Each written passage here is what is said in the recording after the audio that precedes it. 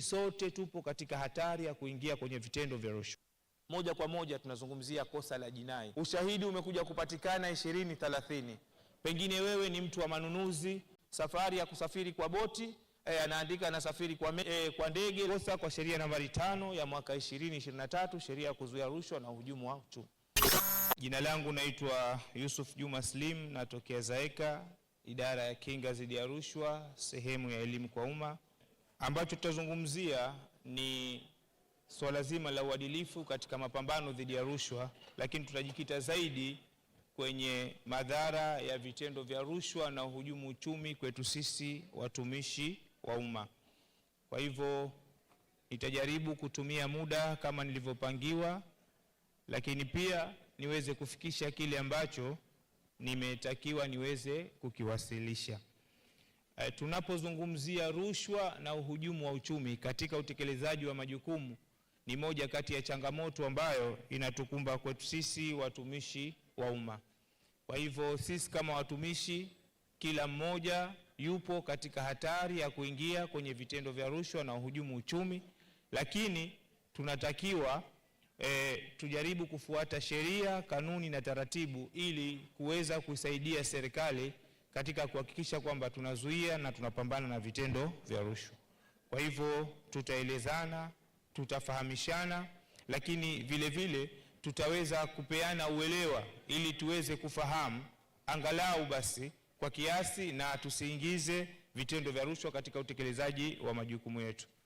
Tumeona waliotangulia kusema hapa waheshimiwa wametupongeza kwa jitihada ambazo tunazichukua katika kuisaidia serikali, lakini kuna baadhi yetu ambao si waaminifu kwa namna moja au nyingine, huwa wanatekeleza vitendo vya rushwa katika utekelezaji wa majukumu. Kwa hivyo ujio wetu hapa ni kubwa kuweza kupeana elimu, lakini vile vile tuweze kupeana mawaidha, tuweze kuachana na vitendo vya rushwa pamoja na uhujumu wa uchumi.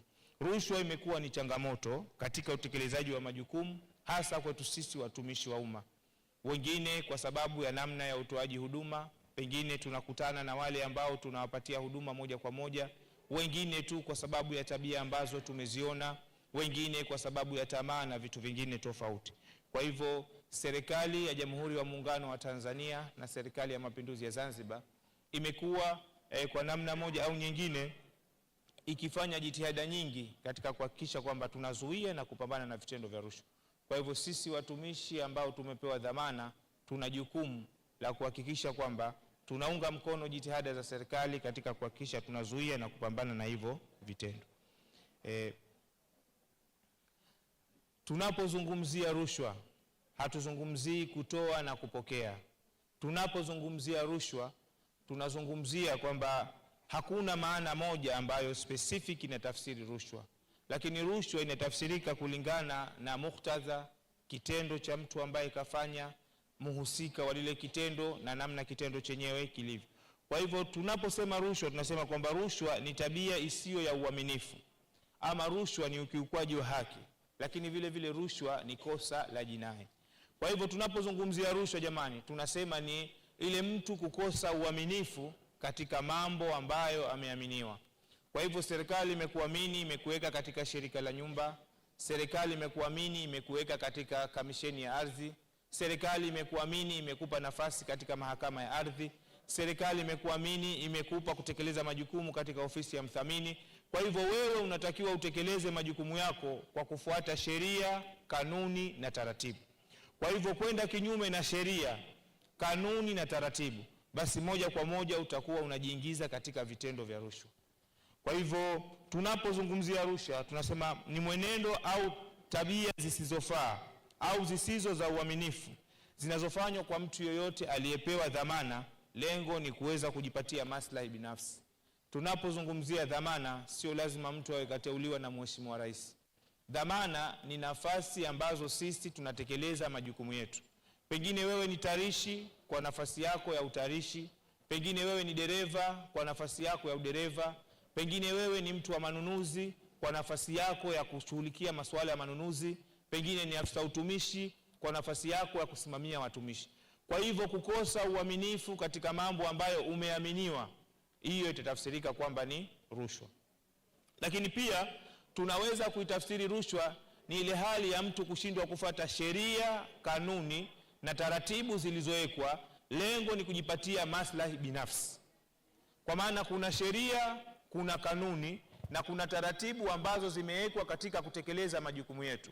Kwenda kinyume na hiyo itatafsirika kwamba ni rushwa. Pengine wewe unafanya kazi katika ofisi ya mdhamini mkuu wa serikali. Kuna sheria, kuna kanuni, kuna taratibu ambazo zinakuongoza katika kutekeleza majukumu yako. Kuna sheria, kuna kanuni, kuna taratibu ambazo zinakuongoza katika kwenda kufanya tathmini. Kwa hivyo kwenda kinyume na hiyo itatafsirika kwamba ni rushwa. Lakini pia pengine wewe unafanya kazi katika mahakama ya ardhi, unafanya kazi katika kamisheni ya ardhi, pengine uko shirika la nyumba. Kuna sheria, kuna kanuni na kuna taratibu ambazo zinakuguide katika kutekeleza majukumu yako. Kwa hivyo kwenda kinyume na hizo sheria, kwenda kinyume na taratibu na miongozo inayokuguide kwenye kutekeleza majukumu yako, hiyo itatafsirika kwamba ni rushwa. Na ushahidi ukipatikana, ukitiwa hatiani, moja kwa moja utakuwa umefanya kosa. Tunapozungumzia rushwa jamani, tunazungumzia kosa la jinai. Umefanya rushwa leo 2026, ushahidi umekuja kupatikana 2030, utaingizwa hatiani na utaweza kuchukuliwa hatua, utaweza kuchukuliwa hukumu na mahakama pale ambapo ushahidi utakamilika. Kwa hivyo katika sekta ambayo tunaifanyia kazi, hususan katika sekta ya ardhi, kuna mambo mingi ama kuna matendo mingi ambayo kwa namna moja au nyingine sisi kama watumishi yanaweza yakatuingiza katika kufanya vitendo vya rushwa.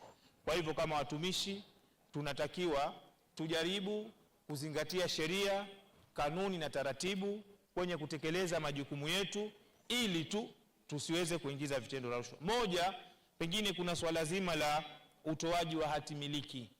Kuna baadhi yetu ambao si waaminifu, wanajaribu kwa namna moja au nyingine, aidha kwa kuchelewesha mchakato, aidha kwa kuwazungusha wale watu ambao wanataka, aidha kwa namna ambazo wao wenyewe wanazifahamu, wanatengeneza mazingira ambayo yanaweza kutokea kwa vitendo vya rushwa. Lakini mwingine tu anatumia fursa, kwa sababu unafanya kazi kwenye mahakama ya ardhi, kwa sababu niko mdhamini, kwa sababu nipo shirika la nyumba, kwa sababu unafanya kazi kwenye wizara, kwa maana kwa makusudi anaingiza interest zake binafsi, huku akisahau kwamba kuna majukumu ambayo anatakiwa ayatekeleze. Kwa hivyo nimeona ratiba, kuna muda tutakuwa tunafanya tathmini ya wizara. Kwa hivyo tunapofanya tathmini, tunatakiwa na sisi wenyewe tujitathmini. Je, katika kutekeleza majukumu yetu tumeweka ajenda ya corruption kwamba ni ajenda ya kuepuka katika kutekeleza majukumu yetu? Ikiwa kama ni hivyo, sawa, tunatakiwa kila mmoja aendeleze hizo jitihada.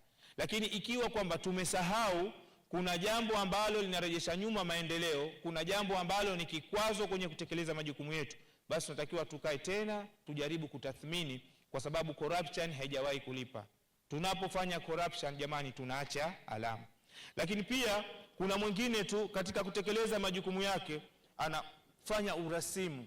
Mwingine labda tumekutoa afisa ukaende ukafanya tathmini, serikali imekuamini kwa nafasi yako, tunaamini kwamba wewe ni valua, mtaalamu, tunaheshimu kwa maana ile taaluma yako, una maintain professionalism kwenye kutekeleza majukumu, lakini inafika wakati unaingiza maslahi yako binafsi, aidha kwa kutoa tathmini ambazo sizo, kwa kuisababishia mzigo mkubwa serikali kwenye kulipa fidia.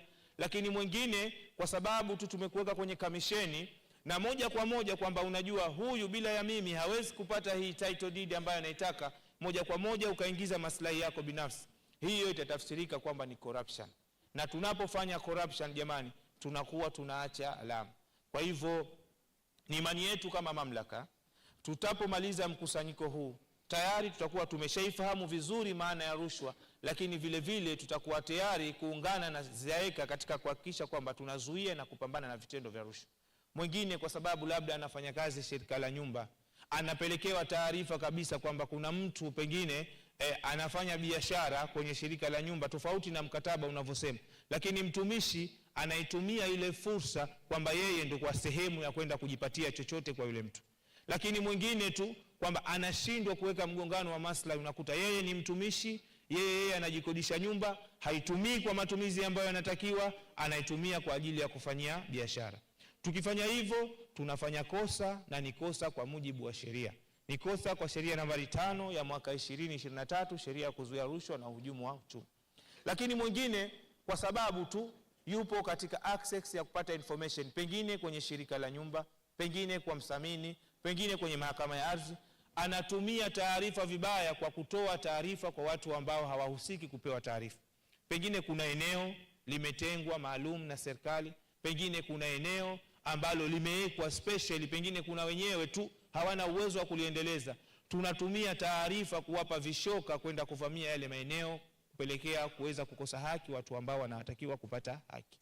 Kwa hivyo sisi kama watumishi, jamani, kuna baadhi yetu ambao wanatia aibu taasisi zetu, wanatangaza thamani ya taasisi zetu nje. Pengine miongoni mwetu kuna wafanyakazi thamani yao 50,000 tu kwa sababu ya corruption.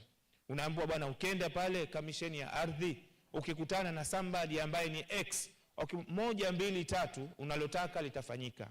Ukenda pale shirika la nyumba, kuna 1 2 3, mtafute fulani mpe kiasi fulani, unachotaka kinafanyika. Ukenda kwenye ofisi ya mthamini, wakija wewe, pengine mwingine unakuta kabisa kwamba kwenye ile guideline inaonyesha pengine tunapoenda kufanya tathmini, mti huu thamani yake shilingi 1,000, lakini unakuta tu mtendaji ambaye kashindwa ku maintain professionalism anaweka shilingi 10,000, anaweka shilingi 100, anaweka 100,000. Lengo ni kuikomoa serikali, lakini pia kumbe ana maslahi ambayo yeye mwenyewe anategemea kuyapata. Kwa hivyo sisi kama watumishi sote tupo katika hatari ya kuingia kwenye vitendo vya rushwa, lakini tunatakiwa kwa namna moja au nyingine tuweze kuunga mkono jitihada za serikali, na binafsi ya kila mmoja ndani ya nafsi yake awe tayari kwenye kuzuia na kupambana, kwa sababu tunapozungumzia mapambano dhidi ya rushwa hayahitaji nguvu za silaha, hayahitaji vita labda watu waingie mitaani. Mapambano dhidi ya rushwa yanataka vitu viwili: moja, kuwe kuna political willing, ambayo tayari serikali imeanzisha taasisi, imeanzisha sheria, kuna taasisi ambayo inafanya. Lakini ya pili ni ile individual willing, utashi wa mtu binafsi. Wewe katika kutekeleza majukumu yako, maintain professionalism yako. Mtu wa manunuzi, pengine asitokee kiongozi wako akaja akakuingilia kwenye kutekeleza majukumu yako, kwa sababu wewe unatakiwa maintain professionalism. Pengine tu kuna tenda ndani ya taasisi, mkuu anakuambia kampuni X ishinde, lakini hii kampuni haina sifa ya kushinda. Kwa hivyo wewe unatakiwa maintain professionalism, kwa sababu sisi ambao tuna taaluma zetu ndio tunakuwa wasaidizi wakubwa wa wakuu wetu kwenye kutekeleza majukumu. Kwa mfano, mhasibu ni mshauri mkuu wa masuala ya fedha kwenye kutekeleza majukumu na matumizi ya fedha ya taasisi. Kwa hivyo usije ukasema mkuu aliniambia, lakini sheria inakutambua wewe kama ndiye msimamizi mkuu. Pengine tu mfano, labda tumeenda kwenye suala la tathmini, tunafanya valuation, labda pengine kwenye mahakama zetu za ardhi, labda kwenye shirika la nyumba, pengine katibu mkuu accounting officer si mtaalamu wa kile ambacho yeye anakisimamia, kateuliwa kwenye kutekeleza majukumu na imani alionayo Mheshimiwa Rais kwake. Kwa hivyo nani atamshauri kwenye masuala ya fedha? Mhasibu mkuu. Wewe ndio utakuwa mshauri mkuu. Hapa tutekeleze hili kwa sababu value for money itapatikana. Pengine mkuu kakwambia lipa, lakini ili uweze kulipa kuna sheria, kanuni na taratibu. Kuna Public Finance Act inakufahamisha namna gani utalipa kwenye fedha ya umma. Kwa hivyo moja kwa moja rudi, pengine mkuu kakosea, huwezi kumwambia mkuu umekosea, lakini unamwambia mkuu, hapa hatuwezi kulipa kwa sababu sheria ya usimamizi wa fedha za umma inasema ili tulipe tufanye 1 2 3 4. Sijui jamani tunaelewana kidogo? Kwa hivyo tunapotekeleza majukumu yetu, kila mmoja ajaribu ku maintain professionalism, kwa sababu haya mambo yapo. Rushwa ni tabia. Kuna wengine ukitaka tu kumwambia afuate sheria, kanuni na taratibu, anahisi kama unataka kumwingilia kwenye kutekeleza majukumu yake. Kwa hivyo tunapoelekea kwenye kujitathmini, sisi kama watumishi, kuna sababu nyingi ambazo zinapelekea kuingia katika utekelezaji, katika kufanya vitendo vya rushwa. Moja kati ya sababu ni ukiukwaji wa sheria, kanuni na miongozo. Nadhani tunapozungumzia serikali is all about documents. Kwa hivyo kila ambacho tunakifanya, kuna sheria, kuna taratibu, kuna kanuni, kuna mwongozo. Tunapoenda kufanya tathmini, tunapoenda kufanya valuation, kuna guideline ambayo inatuguide ili tuweze tumekuta mbuyu tunaambiwa thamani yake hii, tumekuta muembe uliokuwa hivi thamani yake hii, tumekuta nyumba yenye mazingira haya thamani yake hii. Lakini pia tunapoenda labda mtu anakuja ana shida ya nyumba, kwenye shirika la nyumba kuna taratibu ambazo zina guide ili uweze kuipata nyumba. Pengine uandike barua ipite kwa mkurugenzi mkuu, pengine labda mtu uende field ukatizame na vitu vingine. Kwa hivyo tunapotekeleza majukumu yetu tusisahau kuna kanuni, kuna sheria, kuna taratibu zinatuongoza, kwa sababu kwenda kinyume na kwenda kinyume kwake baadaye kukaja kukapelekea hasara serikalini, tutakuwa tumefanya kitendo cha rushwa ama cha uhujumu uchumi. Na tunapozungumzia rushwa jamani na uhujumu uchumi, moja kwa moja tunazungumzia kosa la jinai. Sasa hivi pengine kwa sababu hayajatukuta, kwa sababu hatujakumbana nayo, tunaweza tukaona ni mambo ya kawaida. Lakini umefanya jambo, umeacha alama, zimefika taarifa, tukaanza sasa kufanya uchunguzi, unaweza ukajiona kwamba wewe peke yako ndo mtu ambaye unaonewa, pengine wengine wanafanya, lakini kumbe kuna sheria, kuna kanuni, kuna taratibu ambayo. Na ubaya wa kesi za rushwa na uhujumu uchumi zinaenda mahakamani, kubwa zinaenda mahakama kuu moja kwa moja, nyingine zinapita katika mahakama za wilaya na mikoa. Tunapopeleka kesi mahakamani, wanasheria wanajua mahakama haitaki ukweli, mahakama inataka ushahidi ambao hauna doubts. Pengine mkuu wako kakwambia lipa kwa mujibu wa sheria, alafu mwisho wa siku lile jambo kwa maana halijafuata sheria, lakini wewe ukalipa. Tunarudi huku mkuu anasema mimi nilimwambia alipe kwa mujibu wa sheria. Maana yake mimi hiyo sheria ya fedha sijui, yeye ndo mshauri mkuu ambaye ataweza kunisaidia katika mazingira kama. Lakini pia sababu nyingine ambayo inaweza ikatuingiza katika vitendo vya rushwa kwa sisi watumishi wa umma jamani, uwepo wa vichocheo na mianya ya rushwa. Uwepo wa vichocheo na mianya ya rushwa mwingine kwa sababu yupo shirika la nyumba, kwa sababu kuna miradi mingi ya nyumba ambayo tayari serikali inatekeleza, pengine inauza, pengine inakodisha, akataka na yeye sasa atumie hiyo fursa kwamba na mimi mpaka kumaliza ndani ya hii miaka 5 iliyobakia ya awamu ya 8 nitoke na nyumba yangu, nimtafutie na mwanangu na mwingine na mwingine. Pengine tu yeye mtumishi ndo ataandika barua ya kuomba nyumba, yeye atajifanyia tathmini, pengine kama anaweza kukopesheka huku, na yeye atajiuzia nyumba na hivyo na katika mazingira kama hivyo. Kwa hivyo kuna vitu vingi, pupa ya mafanikio, kutumia fursa vibaya na vitu kama hivyo. Mwingine anatumia fursa vibaya kwa sababu ni muhasibu, kwa sababu mimi ndo nipo kwenye mahakama ya ardhi, kwa sababu nafanya kazi kamisheni, kwa sababu katika mazingira kama haya. Kwa hivyo kuna makosa mingi ambayo watumishi tunaweza tukayafanya ambayo yanaweza yakatuingiza kwenye vitendo vya rushwa. Moja kati ya makosa ni kosa la kumdanganya mkuu, kutoa taarifa za uongo, kutoa dokumenti za uongo, kutoa maelezo ya uongo. Pengine tumeenda kufanya valuation, tukarudi tulichokiona field sicho ambacho tunakiandika kwenye document. That is corruption. Pengine tunaenda kumfanyia tathmini, yule mtu anataka pengine kutengenezewa hati. Kwa hivyo tunachokiona kule, kwa sababu pengine mwingine alikuwa na mtu wake, kwa sababu ana interest katika lile jambo, akarudi akaandika tofauti, taarifa tofauti kwenye document. That is corruption. Mwingine katika mazingira kama hayo. Kwa hivyo muda jamani hauturuhusu sana, kwa sababu ya muda.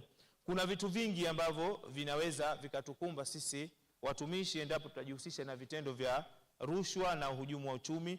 Kwa hivyo kwanza kuna hizi adhabu ambazo zimetajwa. Kuna adhabu ya jumla ambayo ipo kwa mujibu wa sheria, lakini kuna fine, kuna kifungo, kuna kulipa fidia, kuna kutaifisha mali. Lakini pia sheria hii ya ZAECA imekuja ikaeleza kifungu cha 102 kwamba kuna kifungu kimewekwa special kinaeleza kwamba mila sio utetezi.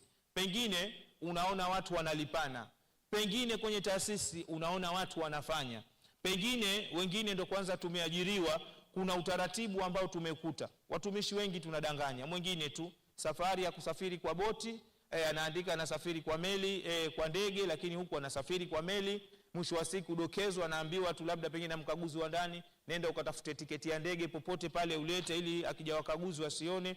Kwa hivyo ni vitu ambavyo umeviona, lakini sasa ukirudi mwisho wa siku tumekuja tumekagua tukabaini kuna hilo tatizo, basi moja kwa moja unaweza ukasema lakini watu si ndio wanafanya, muhasibu aliniambia nifanye hivi. Kifungu cha 102 kinakubaini kwamba hapa mila sio utetezi. Kwa hivyo kwa sababu ya muda, kwa kumalizia, tunapozungumzia rushwa, jamani, rushwa ni tatizo la kiimani. Dini zote, ukiwa Muislamu, ukiwa si Muislamu, Qur'ani imekataza rushwa, imeharamisha, lakini pia Bible imekataza rushwa. Kwa hivyo tusiwe tayari kuingiza haramu kwenye matumbo yetu, tusiwe tayari tukaenda kukaa kwenye haramu, tusiwe tayari tukasomesha watoto wetu kwa njia za haramu, kwa sababu tunachokifanya tunazifanyia nafsi zetu. Leo pengine zaika haijakuona, leo pengine mamlaka zina usimamizi, kaja mkaguzi hajaona, lakini mwisho wa siku, kama unaamini kuna siku utakufa, kuna maisha baada ya dunia, kuna pepo, kuna moto kwa Muislamu, basi tunapofanya kazi tutambue kwamba kufanya kazi ni ibada. Kwa hivyo tusiingize haramu kwenye ibada zetu. Pengine unaamini, si Muislamu, unaamini Bible, unaamini ukifa kuna maisha ya mbinguni, unataka ufalme wa mbinguni, kufanya kazi ni ibada. Kwa hivyo usiingize haramu kwenye ibada yako. Kwa hivyo sisi kama watumishi tunapojitathmini, tunapoelekea tunaenda kuanza mwaka mpya wa bajeti, tunapotekeleza majukumu yetu, kila mmoja anapotoka nyumbani ajue kabisa anapoenda kazini anaenda kufanya ibada. Kwa hivyo unapofanya ibada usijaribu kuitia dosari ibada yako, kwa sababu kwa imani tofauti, holistically, pengine hutaki kufuata katiba, hutaki kufuata sheria, hutaki kufuata pengine zaeka kwa sababu wanakataza rushwa, lakini mwisho wa siku kuna miongozo. Kwa ambaye ni Muislamu, Qur'ani inamuongoza, Uislamu unamuongoza, ni mfumo wote wa maisha umeharamisha rushwa. Kwa hivyo usisomeshe mtoto wako kwa rushwa, usiingize kwenye tumbo lako sumu la rushwa, usilale kwenye kitanda ambacho kinatokana na rushwa na mengineyo. Kwa hivyo ili tuweze kuzuia na kupambana, tuwe tunapeana elimu mara kwa mara, lakini pia tunapoona watumishi ambao kwa namna moja au nyingine, kwa sababu hatufanani, tuweze kuchukua hatua za kinizamu, lakini pia tuweze kushirikiana na taasisi, mamlaka ya kuzuia rushwa na hujumu uchumi. Tutoeni taarifa kwa kufika ofisini, kwa wale viongozi, tukiona kuna watumishi ambao kwa namna moja au nyingine kila siku wanarejea yale yale, tuweze kutoa taarifa, ili kwanza tuweze kuunga mkono jitihada za serikali kwenye mapambano dhidi ya rushwa, lakini vile vile tuweze kuhakikisha kwamba tunatekeleza majukumu yetu, kwa sababu sisi wakuu pia ni wasimamizi, na kila msimamizi kwa maana mchungwa ataulizwa juu ya kile alichokichunga. Kwa hayo machache, asanteni kwa kunisikiliza.